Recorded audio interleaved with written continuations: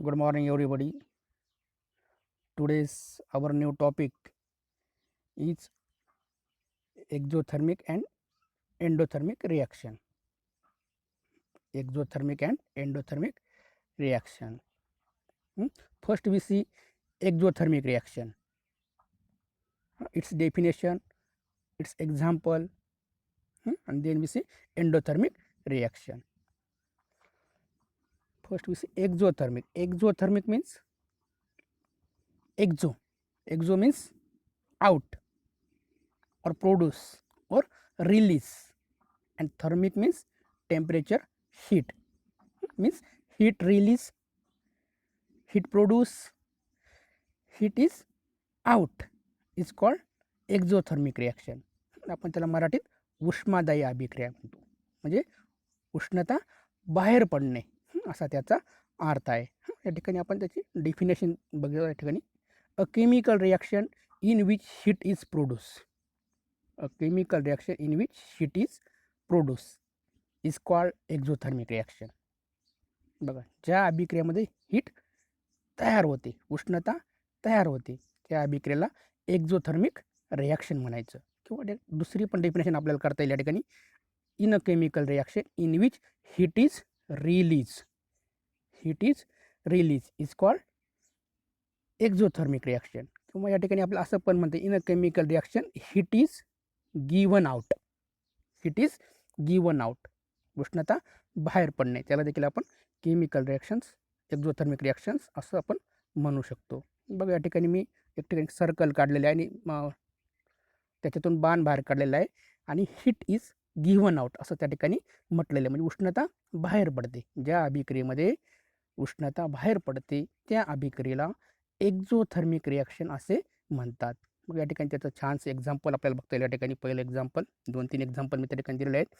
पहिलं, coal reacts with oxygen to form carbon dioxide and heat. बघा, या ठिकाणी कोल दिसतो आपल्याला. कोळसा कोणाबरोबर रिॲक्ट झाला? तो ऑक्सिजन बरोबर. आणि काय तयार झालं? हे काय रिॲक्टंट आहेत. कोल प्लस ऑक्सिजन हे काय रिॲक्टंट. त्याच्यापासून काय तयार झालं? Carbon dioxide and heat is produce. Burning या ठिकाणी आपल्याला रिॲक्शन त्या ठिकाणी दिसते. Coal burning with oxygen to formation of carbon dioxide and heat. Here heat is produce, heat is produce, heat is release, heat is given out is called its exothermic reaction. त्याचं अजून जर example बघायचं झालं आपल्याला तर या ठिकाणी calcium oxide. Calcium oxide reacts with water. Calcium oxide कोणाबरोबर रिॲक्ट झाला? वॉटर बरोबर. त्याच्यापासून काय तयार झालं? Calcium hydroxide and heat.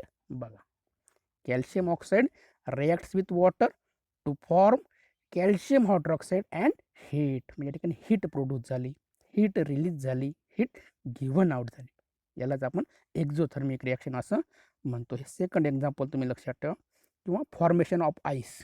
बघा, फॉर्मेशन ऑफ, थर्ड एक्झाम्पल त्या ठिकाणी फॉर्मेशन ऑफ आईस. ज्या वेळेस आईस बर्फ तयार होतो त्यावेळेस हीट बाहेर पडते, म्हणून बर्फ त्या ठिकाणी वॉटरपासून बर्फ, आईस त्या ठिकाणी तयार होतो. कशामुळे?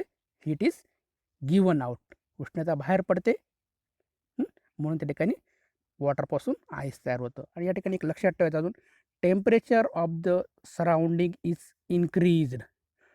Temperature of the surrounding is increased. Exothermic रिॲक्शनमध्ये काय होतं? Temperature is increased. जे सभोवतालचं जे टेम्परेचर आहे ते या ठिकाणी वाढतं. कशामध्ये? एक्झोथर्मिक रिॲक्शनमध्ये. ओके, या ठिकाणी डेफिनेशन, त्याचं एक्झाम्पल एवढं लक्षात ठेवा. आता आपण बघू endothermic reaction. Endothermic reaction. Endo म्हणजे इन, आत, किंवा ॲब्सॉर्ड, आत घेणे. काय? Thermic. Thermic means temperature or heat. Heat is absorbed. या ठिकाणी हीट काय केली जाते? ॲब्सॉर्ड केली जाते. म्हणून याला काय म्हणतो आपण? एंडोथर्मिक रिॲक्शन म्हणतो. या ठिकाणी हीट इज ॲब्सॉर्ब. बघा, या ठिकाणी मिळले a chemical reaction in which heat is absorbed. Heat is absorbed, उष्णता शोषून घेतली जाते, त्याला आपण मराठीमध्ये उष्माग्राही. उष्माग्राही अभिक्रिया म्हणतो, म्हणजे उष्णता ग्रहण करणे, शोषून घेणे, आत घेणे. या ठिकाणी मी डायग्राममध्ये पण दाखवलेले बघा, या ठिकाणी बाण दाखवला आहे. वरती आपण बघितला बाण बाहेर जात होता, इथं बाण आत येत, सर्कलमध्ये आत येते, म्हणजे याचा अर्थ heat is absorbed, heat is in, उष्णता आत येत आहे, टेम्परेचर ॲब्सॉर्ब केलं जात आहे. याला आपण एंडोथर्मिक रिॲक्शन म्हणतो. अ chemical reaction in which heat is absorbed is called endothermic reaction. त्याचं एक्झाम्पल बघायचं झालं तर या ठिकाणी मेल्टिंग ऑफ आईस बघा, वरती होतं एक्झोथर्मिकमध्ये आईस फॉर्मेशन, या ठिकाणी मेल्टिंग ऑफ आईस, बर्फ वितळणे. मेल्टिंग म्हणजे बर्फ वितळणे. ज्यावेळेस बर्फ वितळतो, केव्हा वितळतो, तो हीट ॲब्सॉर्ब करून घेईल, उष्णता शोषून घेईल, त्यावेळेस मेल्टिंग ऑफ आईस हे घडून येतं. किंवा सेकंड एक्झाम्पल या ठिकाणी बघा, कॅल्शियम कार्बोनेट, त्याला आपण हीट दिली, it absorb heat. Calcium carbonate it absorb heat, formation of calcium oxide आणि कार्बन डायऑक्साईड. बघा, कॅल्शियम कार्बोनेटला उष्णता दिल्यानंतर त्याच्यापासून कॅल्शियम ऑक्साईड आणि कार्बन डायऑक्साईड हे दोन प्रॉडक्ट तयार होतात. रिॲक्टंट कोणते, कॅल्शियम कार्बोनेट अँड हीट, आणि प्रॉडक्ट्स कोणते आहेत, calcium oxide and carbon dioxide. मागच्या लेक्चरमध्ये आपण बघितलं होतं. आणि हे कशाचं एक्झाम्पल आहे, डिकॉम्पोजिशन रिॲक्शन,